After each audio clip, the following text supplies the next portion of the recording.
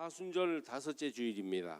사순절은 주님의 고난과 십자가의 의미를 묵상하면서 부활을 기다리는 절기입니다.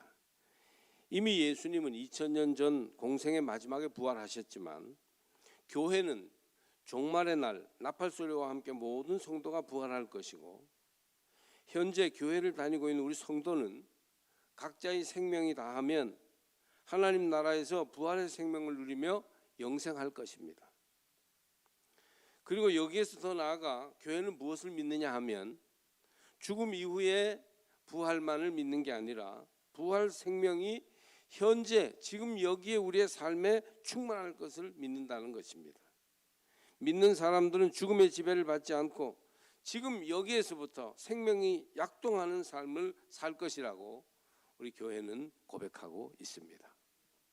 그러니 죽음 이후의 부활도 중요하지만, 그래서 천국 가는 것도 중요하지만, 내세 천국 우리 분명히 믿지만 지금 여기에서 주님과 함께하는 부활의 삶, 현세 천국도 우리는 믿고 있어요. 특히 요한복음은 현세 천국을 강조하고 오늘 그런 면에서 설교를 들으시고 부활하신 주님의 생명이 저와 여러분 가운데 충만하게 임하기를 바랍니다.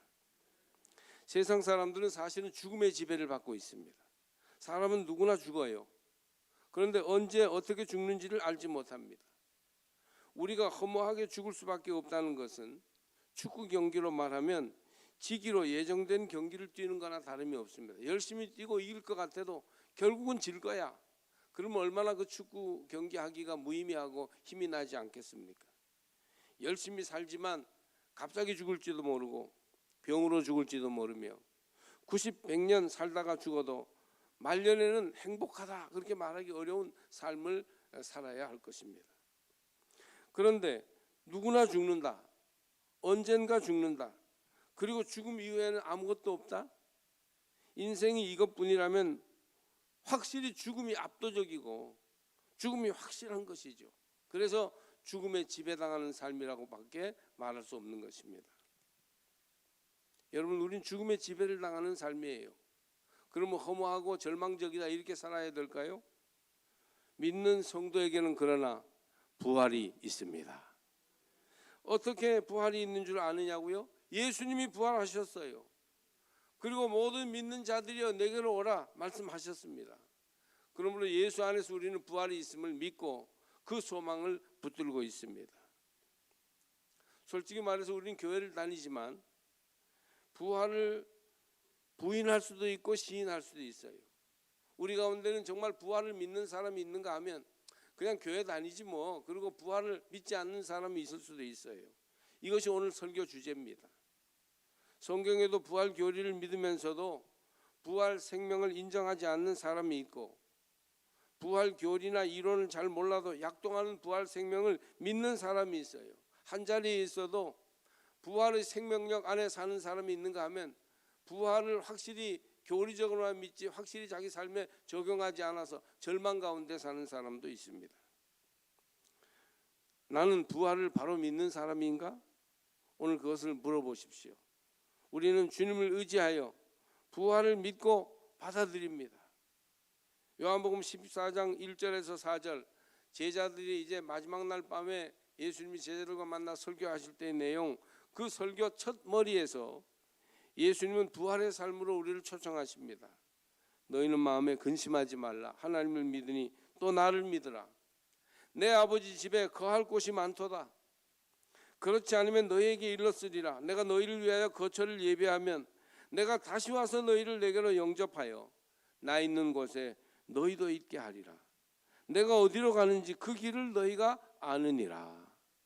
부활 영생의 자리로 따라오라고 말씀하시는 것입니다. 오늘 본문은 나사로의 죽음을 말합니다. 한번 본문의 그림을 한번 보실까요? 루벤스라고 하는 유명한 서양 화가가 그린 나사로의 부활이라는 그림입니다. 여기 보면 예수님이 좀 붉은 빛깔이 나는 옷을 입고 손을 들고 계시죠. 생명으로 이제 이 죽음의 자리 무덤에 들어있는 나사로를 불러내는 장면입니다.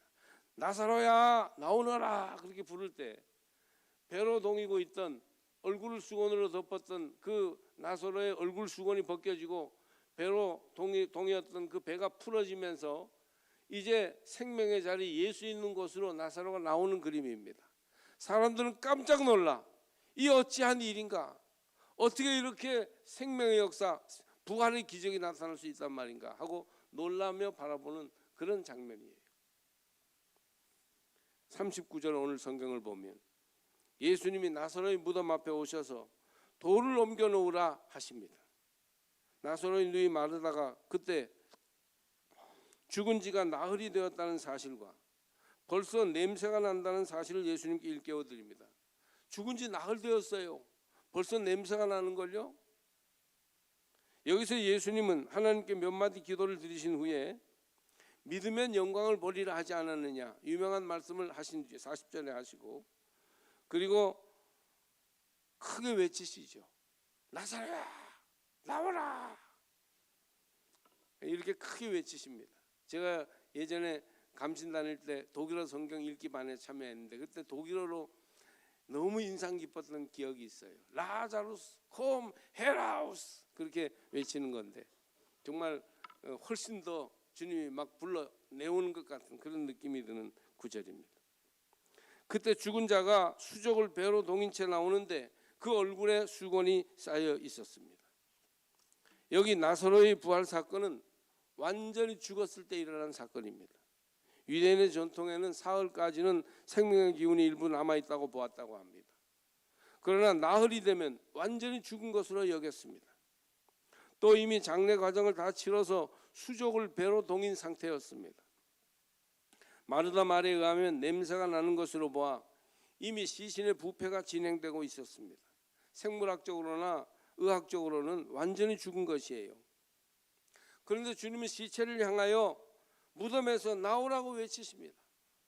나사로의 부활은 그야말로 죽음에서 생명으로 나오는 확실한 부활이었습니다. 여기 생명의 부정, 죽음의 확인이 삼중적으로 이루어집니다. 배로 시신을 동였고 나흘째가 되었으며 이미 냄새가 납니다. 무슨 딴 말을 할 수 없게 돌이킬 수 없이 죽었다는 것입니다. 그러나 예수님은 이런 완벽한 죽음에도 아랑곳하지 않고 죽은 나사로를 죽음에서 나오라고 부르셨으며, 그렇게 무덤을 향해서 주님이 소리치시자 주님의 명령대로 나사로의 시신은 생명으로 호응하여 부활 생명으로 나왔습니다. 여러분, 완전한 죽음에서 주님이 부활을 선포하셨다는 거예요. 물론 우리는 나사로가 예수님처럼 완전 부활하여서 하늘로 바로 올라갔다든지 영생하였다는 것을 알지 못합니다.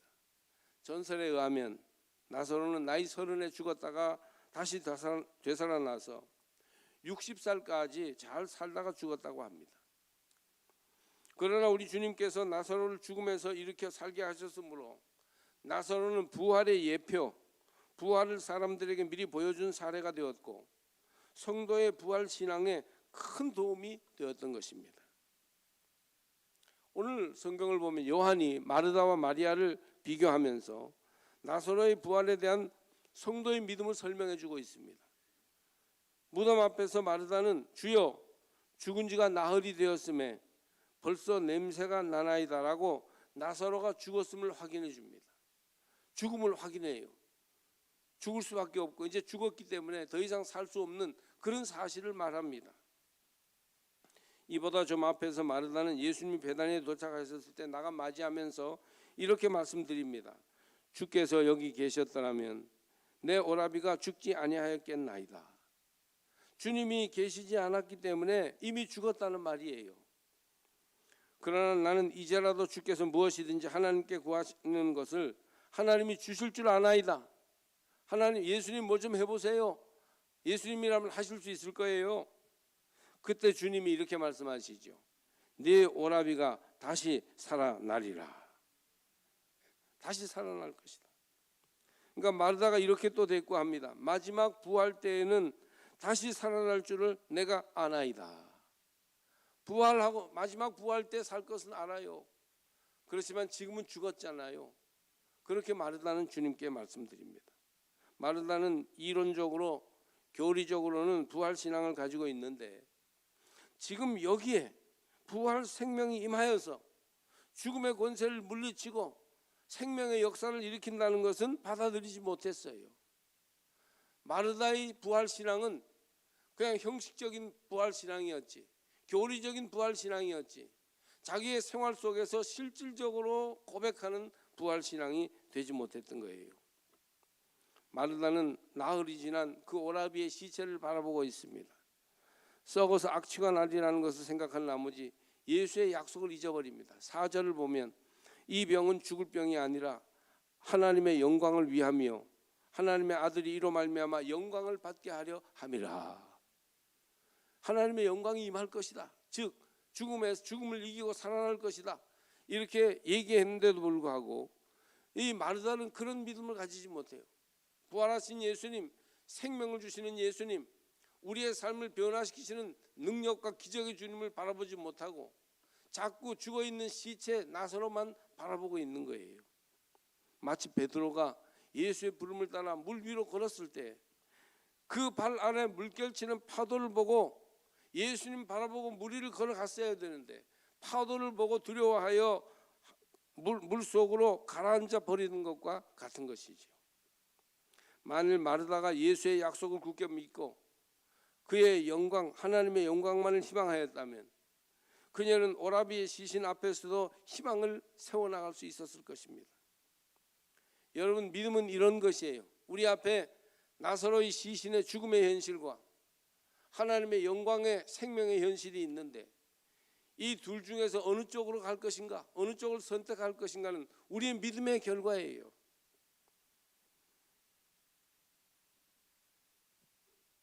오늘의 성도들도 육과 세상의 물질만을 바라보면 죽음의 권세 앞에서 날마다 절망할 수밖에 없어요. 그리고 마르다처럼 말할 것입니다. 죽은 지 나흘이 되어 냄새가 나나이다. 여러분, 그러나 예수님을 믿고 그 믿음의 약속을 굳게 붙든다면 우리도 거기에서 생명을 찾아낼 수 있을 것입니다. 우리의 삶에도 기적이 나타날 수 있을 거예요. 우리가 진정으로 그리스도로 말미암는 변화를 경험할 수 있게 될 것입니다. 여기서 예수님 아주 유명한 말씀을 하시죠. 나는 부활이요 생명이니 나를 믿는 자는 죽어도 살겠고 무릇 살아서 나를 믿는 자는 영원히 죽지 아니하리니 이것을 네가 믿느냐? 21절 말씀. 예수님은 나사로가 지금 죽어 있지만 믿음으로 살아날 것이고 믿는 자는 영원히 죽지 아니하는 생명을 얻는데 이것을 믿느냐고 물어보십니다. 여기 부활의 새로운 차원에 대해서 예수님이 얘기하셔요. 이것은 예수님의 뜻을 빌려 복음 저자인 요한이 교회에게 말하는 것입니다. 오늘 저와 여러분에게 말씀하는 거예요. 그것은 바로 현재적 부활 생명입니다. 지금 부활의 생명이 내 안에서 역사한다는 거예요. 죽었다가 육체가 다시 살아나신 예수님, 그리고 그 주님처럼 우리는 육체가 다시 살아날 거라고, 죽음 이후에 언젠가 어느 시점에 하나님이 이제 세상을 회복하실 때 모든 죽은 성도들이 다시 살아날 거라고 믿는 공간복음서 기자들의 고백대로 우리도 믿습니다. 그런데 여기서 요한복음에서는 살아서 나를 믿는 자는 영원히 죽지 아니하리니 이것을 믿느냐? 그렇게 물으시는 거예요. 이것은 우리의 육체가 영생한다는 말이 아니고 지금 여기에서 부활 생명을 살아간다는 말이에요. 현재적 부활 생명입니다. 내세 부활을 우리가 다 믿죠. 교리적으로 믿습니다. 마음으로 진짜 믿는지는 뒤에 두더라도 교리적으로 내세 부활을 우리는 다 믿어요. 그러나 현세 부활을 믿느냐? 여기 지금 여기에서 부활하신 주님과 함께 살면 부활 생명이 우리 가운데 역사할 것을 믿느냐 하는 것은 다른 문제죠. 여러분, 현재적 부활 신앙을 가지시기를 바랍니다. 마르다는 계속 그리스도의 부활에 대한 믿음을 고백합니다. 그리고 주님이 지나면 죽음에 처하게 하지 않고 자기 오라비를 살려주었을 텐데 이미 죽었으니 할 수 없고 마지막 부활 때 다시 살아날 것을 믿는다는 것입니다. 그에 비하면 동생 마리아의 모습이 훨씬 정직해요. 마리아는 집에 앉아 있다가 후에 급히 일어나 예수 계신 곳에 이르러 언니가 한 말과 같은 말을 드립니다.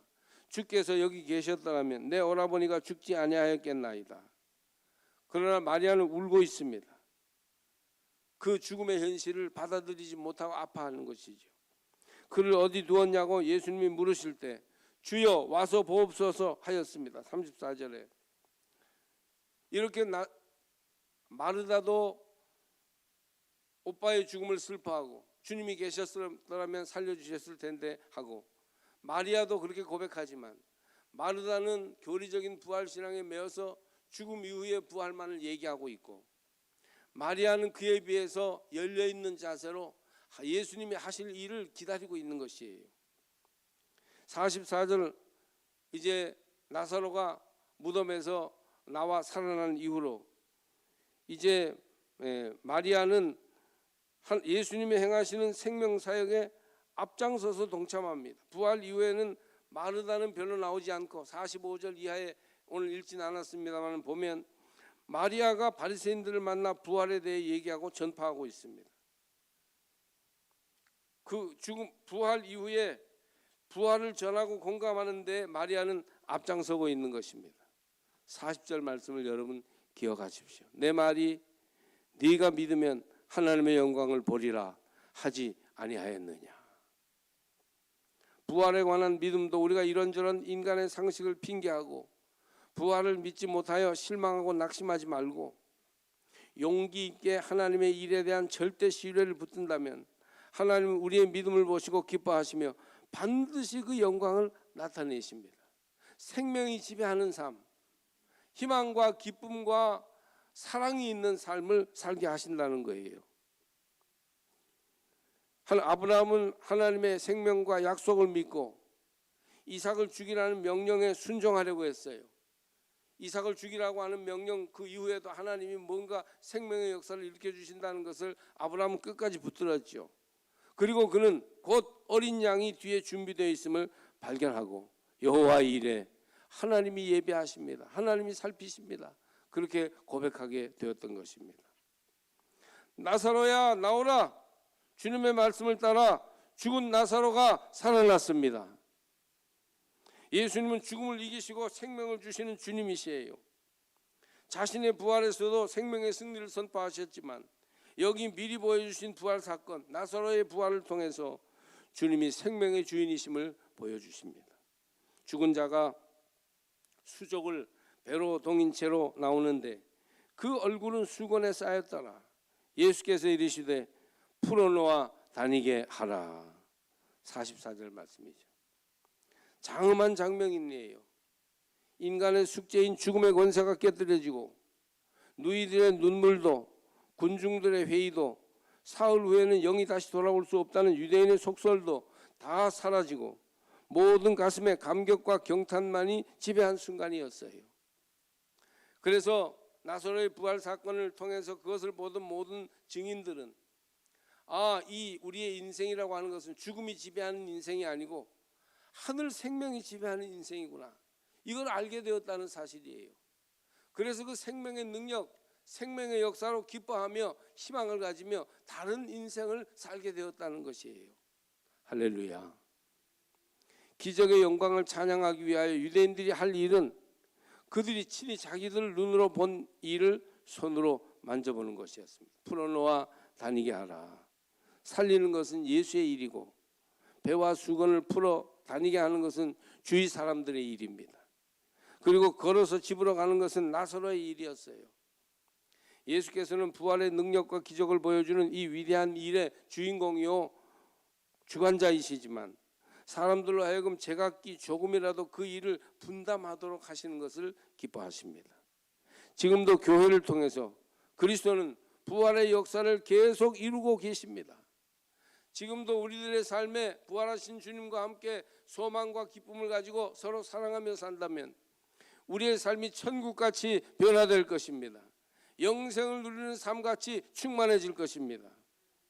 예배를 통하여 이 설교를 통하여 찬양과 기도를 통하여 경건생활과 봉사를 통하여 주님은 부활의 주님은 일하십니다.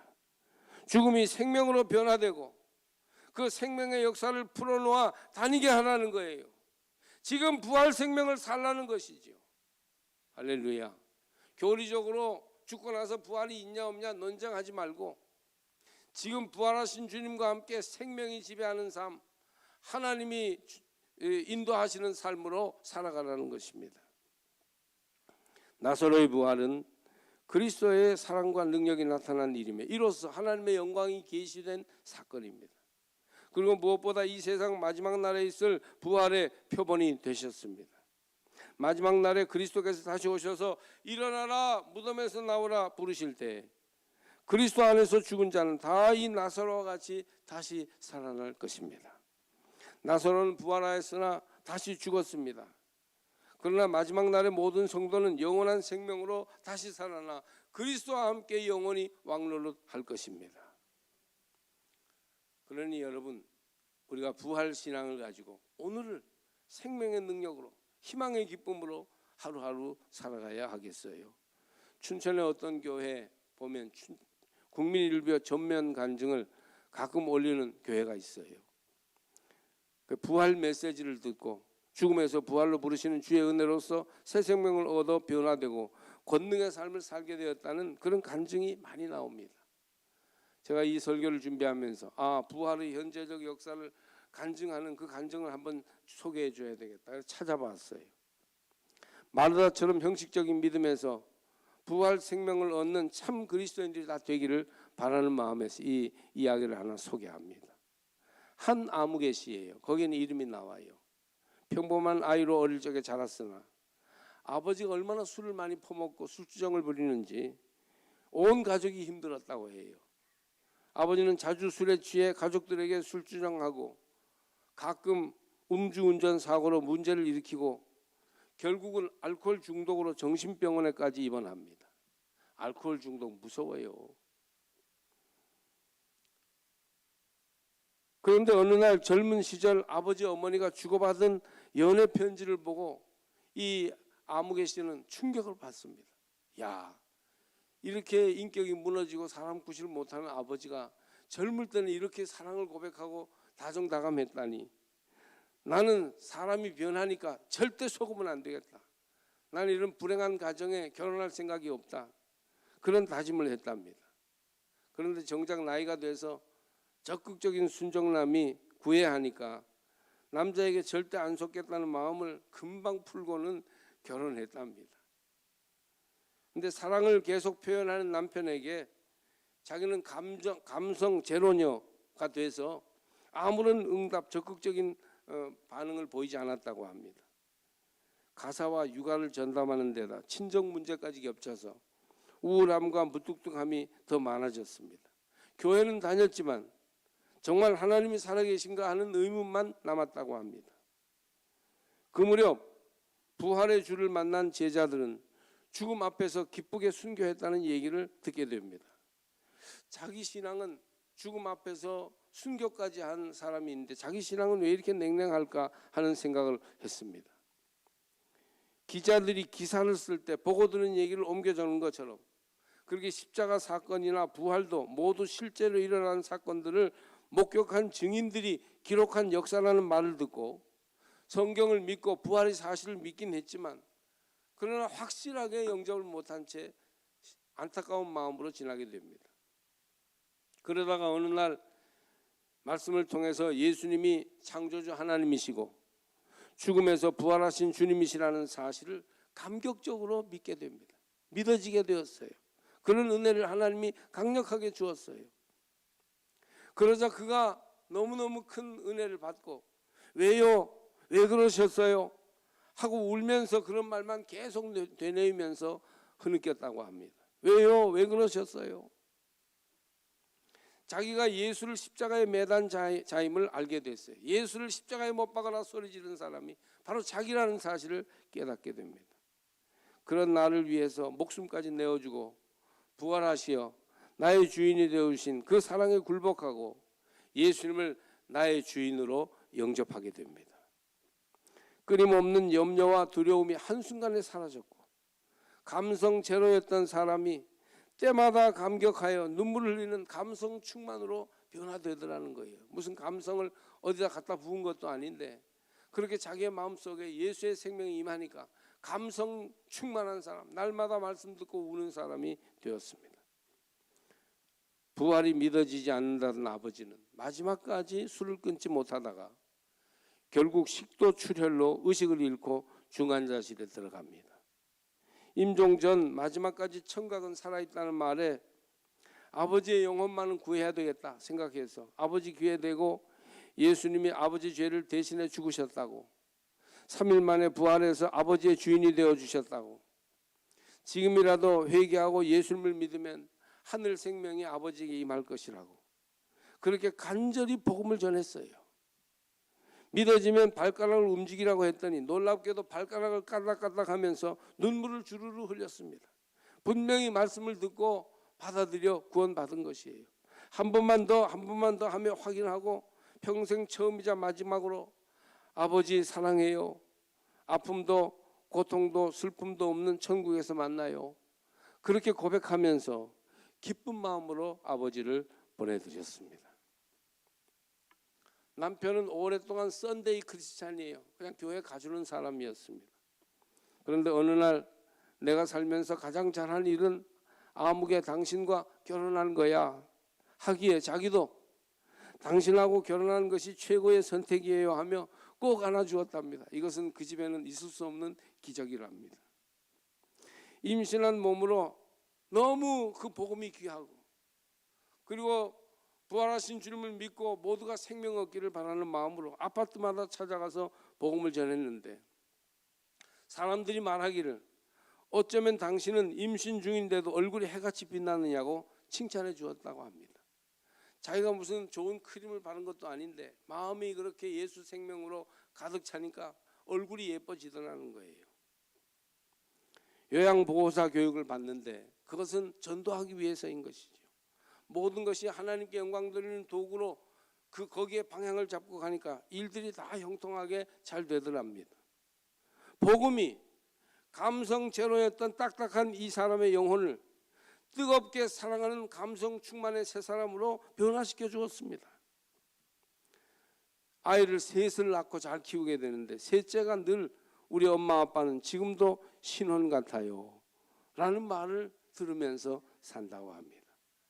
할렐루야. 부활 생명이 지금 여기에서 일하십니다. 부활하신 예수님과 함께라면 우리의 삶이 변화됩니다. 딱딱하고 무정한 내가 배려심 많고 사랑하는 사람으로 달라질 수 있습니다.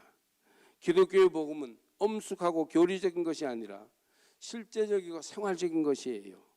죽고 나서 부활하는 교리가 기독교의 중심 교리이긴 하지만 요한복음은 지금 여기에서 시작돼요. 죽음 이후까지 연결되는 하나님 나라를 선포하고 있어요.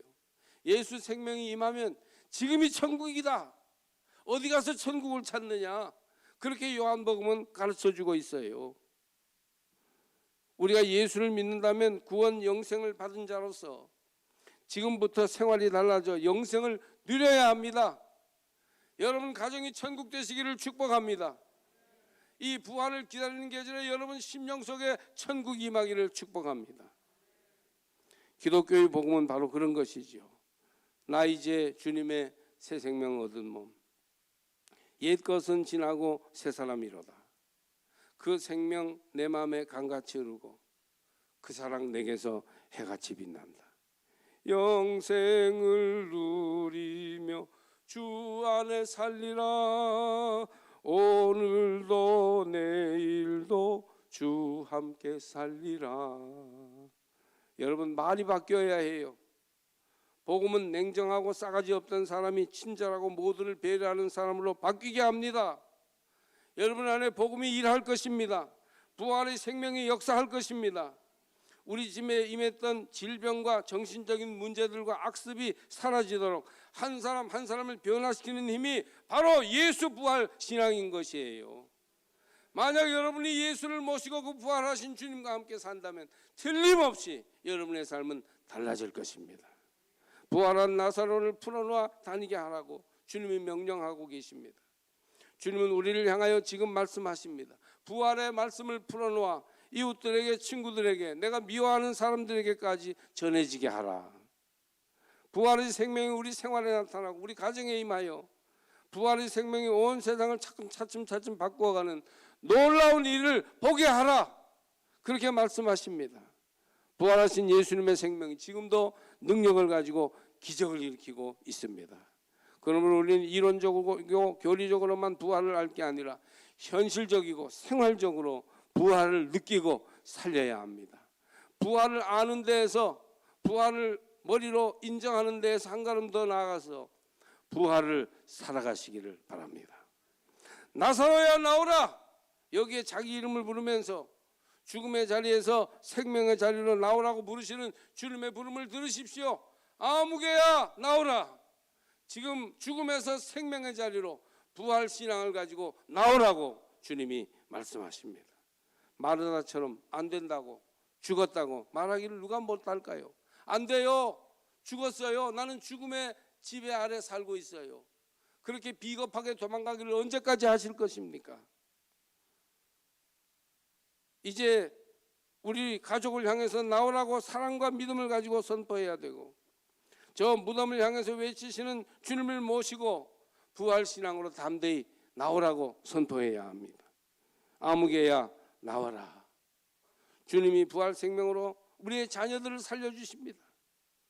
또 우리가 풀어놓아 다니게 하라는 주님의 말씀이 이루어지도록 주님의 손과 발이 돼서 부활의 증인으로 살아가야 합니다.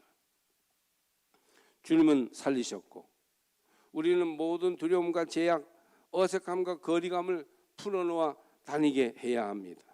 여기에서 주님의 부활 생명이 역사하시도록 우리가 손길이 되고 통로가 되어야 합니다. 내 생활 속에서 한 주간의 삶에서, 내가 만나는 친구들과의 관계에서, 내가 일하는 그런 어떤 일의 상황에서 우리가 부활 생명을 전하고 구체적으로 나타나도록 할 때 부활의 기적, 부활의 능력이 우리 삶의 현실이 될 줄로 믿습니다. 그러므로 여러분, 부활 생명과 부활 구원이요 풀어놓아 다니게 하라. 나사로야 지금 여기에서 나와 생명의 역사를 일으켜라. 주님이 부르시는 부름에 응답하시기를 주의 이름으로 축복합니다.